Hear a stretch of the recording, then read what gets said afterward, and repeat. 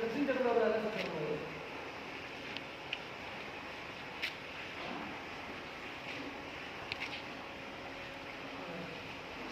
நாலு போட்ட போடணுமா?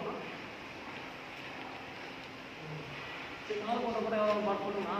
ஆமாம், ஏற்பாடு பண்ணிட்டு போட்டு காசு கொடுக்குறாங்க. ஒரு மணிக்கு வாங்க.